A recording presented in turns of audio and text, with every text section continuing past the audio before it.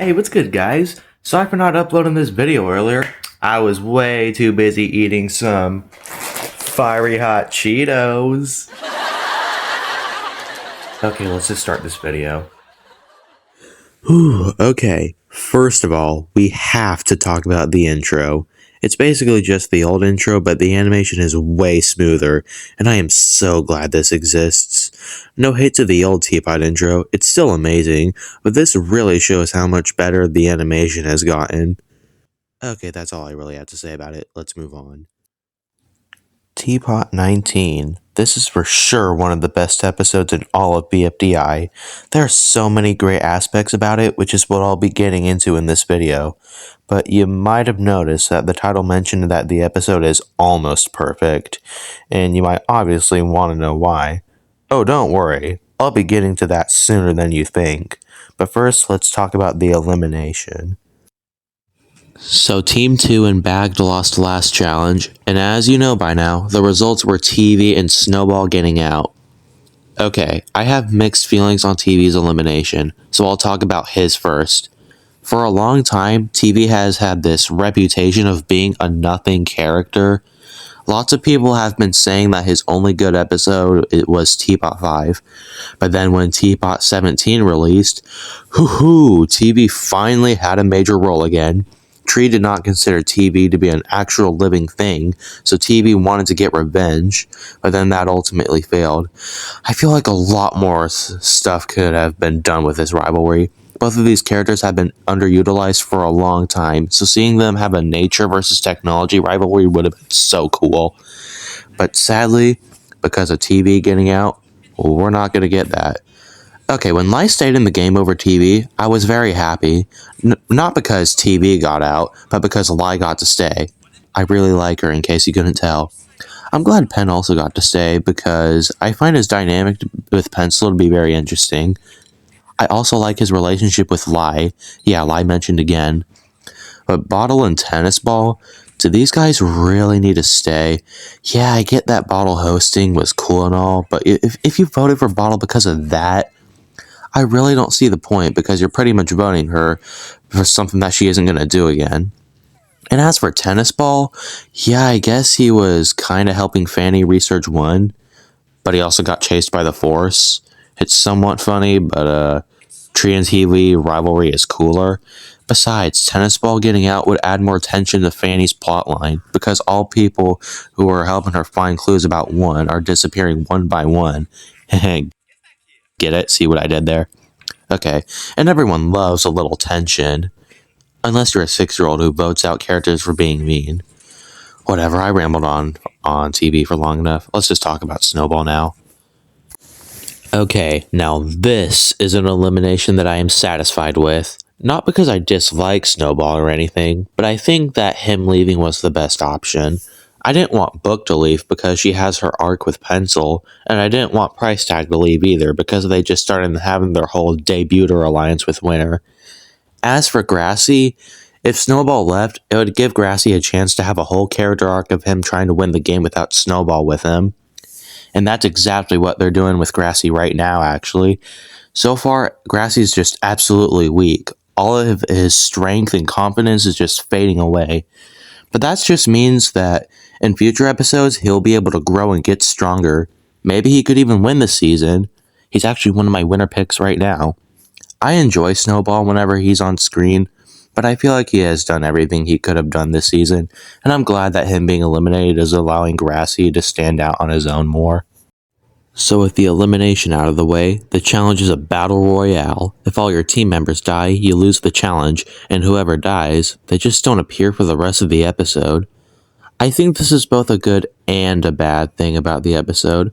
It's good because of the fact that any contestants don't appear after they die is just so creepy, and it really adds to the horror vibe that this episode is going for. And why is this also bad? Alright guys, get ready, because this is the problem I have with Teapot 19. My one problem with Teapot 19 is the lack of balanced screen time between the contestants. Let me explain. So Fanny and Marker had a very small role this episode, both being the first ones out of this challenge. I don't have a big issue with this. At least that's what I would say if they both weren't up for elimination, and Black Hole got 4th freaking place. It's so obvious that the writers want Black Hole in. He just resolved his drama with Lai, and he's a part of the one arc now. What did Tree do this episode? He cleaned up the hotel. That's neat, I guess. And let's talk about Tennis Ball. Okay, he had a pretty good start.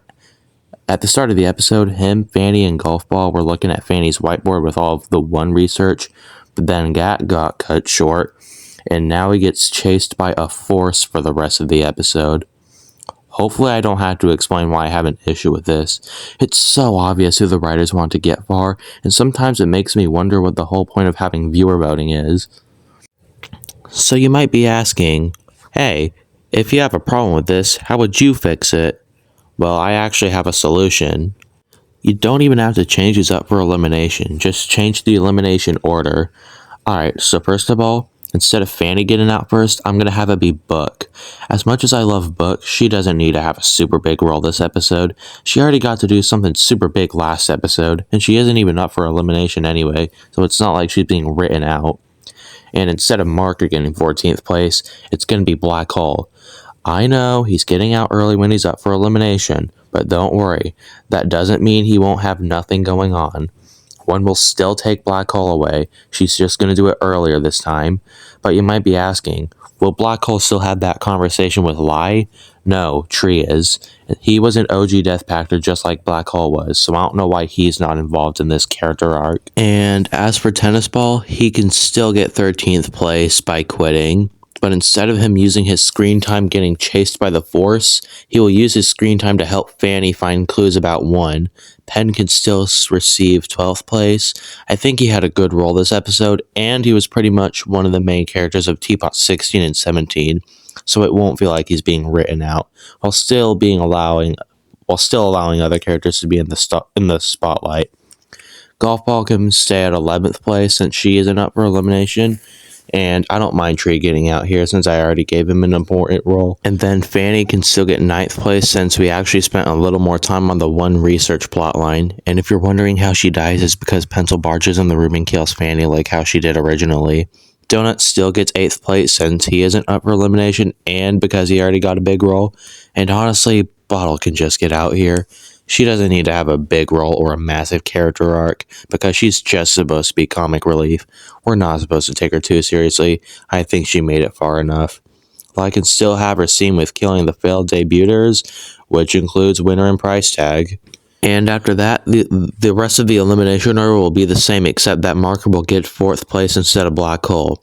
And if you're wondering what Marker does this episode, he still gets that one scene with Lai trying to kill him. He still gives Lai the token, but this time Lai doesn't kill Marker. After that happens, Marker realizes that he did something bad and that Tree will be mad at him when he finds out about this. So throughout the episode, he tries to get the token back, but when Lai finds out about what Marker is trying to do, she kills Marker, giving him 4th place. Alright, I changed less than I thought I would. Even though some members of Death Pact yet again and Bagged still got out a bit early, they either already had a massive role in the last episode, or I'm heavily enforcing that they will have a role in the next episode if they stay. So voting is actually a little more fair. Anyways, I think I talked about the lack of balanced screen time long enough, so let's get to the good stuff. What I'm going to talk about right now is Lai's characterization, because she is definitely my favorite character this episode. So in Teapot 17, Lai barely got any screen time, and because of how votes save is, I was scared for her. I actually liked Lai. In fact, I made a video that asked y'all to vote for her, and right when she was saved in Teapot 19, I was so relieved. And even better, she actually got screen time this episode. A lot of it, which was absolutely deserved and needed. And best of all, her role this episode was amazing. So in my video talking about why I wanted Lai to stay, one of my reasons for wanting her to stay was so she could expand on her arc with Death Pact. And guess what? That's exactly what we got. It makes sense for Lai to dislike Death Pact. She has saved 2,753 lives, according to Remote at least, but when she got eliminated, everyone on the team just seemed unfazed. For someone who is very important to the team, you'd expect everyone to be a little more sad that now that she's not going to be with them anymore. So please don't say, Lion's so petty, she's such an awful character. Well, yes, holding a grudge for many years is petty. That does not make her a bad character. It's called having a character flaw. If a character is just 100% perfect, they would be boring. And about Lai's conversation with Black Hole, it was really wholesome. Lai didn't feel appreciated when she got eliminated, but Black Hole says that he did appreciate her. He just didn't do a good job at showing it. And he teaches Lai a lesson. He tells her that Fanny taught him to quit holding back, and now he wants Lai to do the same. And she listens to Black Hole's advice. Well, it's probably not what he meant, but hey, this is definitely something. Okay, we all remember this scene. Let's talk about Lai killing all the failed debuters and winner and price tag. This is a great fight scene, and for anyone who doesn't like Lai because she killed all the failed debuters, it makes sense for her to do this. The challenge is to be the last one standing, and winner and price tag have a whole army helping them. That's an unfair advantage, so why wouldn't anyone take it away? Putting that aside, this scene is great for a few reasons. First of all, amazing animation. Second, it was mentioned before that Lai used to be a murderer and she joined Death Pact to get away from her traumatic past. But since she isn't on Death Pact anymore, she might go back to being a murderer again. And third, it makes Lai look like this big and intimidating threat that nobody should mess with. She just destroyed a whole army like it's nothing. It really shows how powerful Lai is. And speaking of powerful, let's talk about one. Wow, this is definitely her best episode. She truly holds nothing back, especially during her scenes with Donut and Pencil. At first, we thought Donut was super cool for rejecting One's deal, but in this episode, One didn't let the deal stay rejected. She just casually erased basketball and barked back from the timeline, which was enough for Donut to give One some of Two's power, which shows that One will never stop until she gets what she wants. And with Pencil, she wasn't even intimidating for her like how she was with Donut. Instead, she tries to relate with Pencil. She kind of tries to bond with Pencil a little since they both disliked Four for very similar reasons. But like any other victim, this was just One being manipulative so she could gain power. And like always, it ends up working. And now she is the most powerful being in the universe, leaving the world in total darkness. But we'll come back to that later. Now let's talk about what led to that conversation, which was the Pencil and Four fight scene. Oh man, where do I begin? Everything about this fight scene is just so amazing. You know, before this episode came out, I always thought that it would be cool if we got a Pencil and Four fight scene. And when it came out, I was like, wow, wasn't expecting that to actually happen. First of all, Four had this coming for a long time. He literally trapped many people in the exit for years, so he definitely deserves a punishment. But it's just that this punishment came at the wrong time, and that's what makes this scene even more interesting. And before anyone says, Pencil only has half of Two's power, and Four is stronger than Two, so Pencil should not have beaten Four. Okay, first of all, it was never stated that Four was stronger. Oh, but what about that one scene in BFB 30? And to that, I will say that this is not the only time Two gets scared of a thing that's weaker than him. Here's proof. In TPOT 13, the fish monster broke into his room. He was screaming so much and just running around in circles. So yeah, my point is that Two is very powerful. He just doesn't realize it at times. And if you're wondering why Four didn't just screech Pencil, that's because that would have killed her.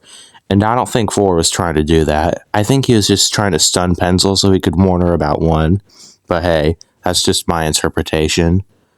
With that out of the way, it's time to talk about the most memorable scene of the episode.